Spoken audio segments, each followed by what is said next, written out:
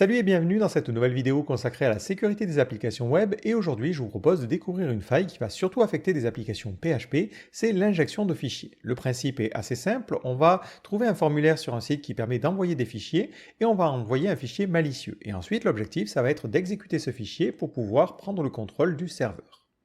Alors dans le cadre d'une application PHP, c'est particulièrement efficace parce que on a la possibilité d'envoyer un fichier PHP que l'on pourra exécuter simplement en l'atteignant par le serveur. Alors je vous propose un petit exemple concret. J'ai ici un système qui permet à l'utilisateur de changer d'avatar, sauf que je n'ai pas forcément fait de bonne vérification sur les extensions ou le type de fichier.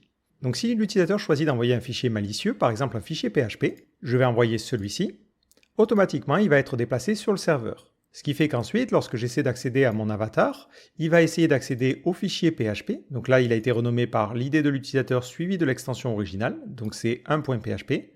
Et les extensions PHP sont automatiquement interprétées par mon serveur. Donc là, l'utilisateur a moyen d'exécuter du code arbitraire sur mon serveur. Ici, il a envoyé un fichier qui permet d'explorer les différents fichiers. Donc il peut regarder le code source de mon application, remonter, récupérer les variables d'environnement, et encore pire que ça, il peut aussi écrire de nouveaux fichiers, en supprimer, et ça peut avoir un impact désastreux. Alors pour vous prémunir contre ce type de faille, vous avez deux axes de défense. Le premier, c'est de bien valider les fichiers qui sont envoyés sur votre serveur et ne pas autoriser l'upload de n'importe quoi. Alors attention cependant, vous ne pouvez pas simplement vous baser sur le meme-type. Dans le cadre de PHP par exemple, on a la possibilité de regarder cette variable files qui contient les informations du fichier envoyé. Si l'utilisateur choisit d'envoyer un PHP par exemple, on obtient ces informations-là. Le truc, c'est que ces variables-là, ce sont des variables qui sont envoyées par le navigateur. Donc la notion de type, notamment, n'est pas un élément de confiance. Vous ne pouvez pas simplement vous baser sur ça. Une autre idée serait d'utiliser par exemple Finfo, qui est une extension PHP qui permet de lire les informations d'un fichier. Le problème, c'est qu'il est assez facile de tromper ce système-là. Si je vous donne un exemple, j'ai un autre fichier PHP qui est un PNG dans lequel on a glissé du PHP. Donc on voit que c'est un PNG valide, mon système d'exploitation est même capable de le voir. Et si j'essaie de mettre à jour mes informations, lorsque je récupère le meme type, il me dit bien c'est une image PNG. Pourtant, c'est un fichier qui a une extension PHP et qui contient même à l'intérieur du PHP. Si j'essaie de réactualiser mon avatar, ici on voit que j'ai le fichier PHP info. De la même manière, il pourra injecter plus de code pour avoir un explorateur de fichiers et venir manipuler mon serveur. En effet, à l'intérieur de ce PNG, si on l'analyse, il a glissé des petites balises PHP qui sont interprétées. Donc dans mon cas ici, il faudrait que je vérifie à la fois que le meme type correspond à un élément que je veux bien et en plus vérifier que l'extension soit correcte. C'est surtout l'extension ici qui pose un problème, vu que lorsque mon fichier est déplacé, l'extension est conservée. Et c'est le fait qu'il y ait une extension PHP qui rend l'exécution du script possible. Donc là, une solution pour me protéger contre cette faille serait de créer un tableau contenant l'ensemble des extensions que j'autorise. Il me suffirait ensuite de vérifier est-ce que mon extension est dans le tableau des extensions que j'autorise. Si c'est le cas, dans ce cas-là, on peut faire le traitement. Et dans le cas contraire, on renverrait une erreur. Dans le cas d'image, je vous conseille aussi de vérifier que les fichiers envoyés ne sont pas trop gros, ce qui pourrait ensuite poser des problèmes aussi dans le cadre de traitement d'images. Maintenant, si j'essaie de revenir sur mon serveur et que j'essaie d'envoyer quelque chose qui est du PHP et que je mets à jour, on voit bien que le fichier n'est pas valide. Si j'essaie d'envoyer le fichier qui se fait passer pour un PHP, ce n'est pas valide aussi. En revanche, vu qu'ici je n'ai validé que la partie extension, un utilisateur qui aurait renommé son fichier PHP en .png par exemple pourrait toujours l'envoyer. La particularité, c'est que lorsqu'il essaierait d'ouvrir la page, cette page ne serait pas interprétée comme du PHP par mon serveur.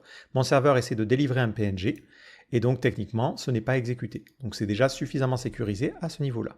Le second axe de défense, c'est de faire en sorte de configurer notre serveur pour que l'exécution ne soit pas possible de fichiers PHP. Donc j'ai remodifié mon avatar et j'ai enlevé la sécurité, et je me retrouve donc avec cet avatar qui a la possibilité de pirater mon site. Donc le second axe de défense, c'est de modifier la configuration du serveur. Donc dans mon cas ici, je suis sur Apache qui permet la modification dynamiquement grâce à des fichiers htaccess. Donc mes avatars sont automatiquement envoyés dans le dossier image. Donc dans ce dossier-là, je vais créer un nouveau fichier que je vais appeler htaccess. C'est un fichier qui permet de changer les règles qui sont respectées par Apache pour un dossier particulier. Et je vais mettre cette règle-là. Si le fichier finit par l'extension PHP, et n'importe quoi d'autre derrière, dans ce cas-là, je deny from all, ça veut dire qu'on ne peut pas accéder au fichier. Si j'essaie de revenir sur mon avatar qui est en fait un faux fichier PHP, on voit que ça ne fonctionne pas. L'extension étant un PHP, ce n'est pas exécuté. Donc on ne peut pas exécuter des fichiers PHP qui se situeraient dans le dossier image. Donc ça, c'est une protection si jamais on avait laissé la faille sur notre site web. Donc c'est un type de défense qui peut être intéressant si par exemple vous hébergez un CMS et vous savez que ce CMS il permet aux utilisateurs d'envoyer des médias dans un dossier particulier. Et vous n'avez pas forcément le contrôle sur le code pour vérifier que les choses ont bien été faites. Donc je vous conseille de mettre cette règle-là en amont pour vous assurer que vous n'ayez pas le problème. Donc normalement en général les CMS n'envoient que dans un seul dossier. Donc vous mettez votre htaccess que dans ce dossier-là. Si vous avez un serveur qui est configuré par vous-même et que vous utilisez par exemple Nginx, vous pouvez appliquer la même règle.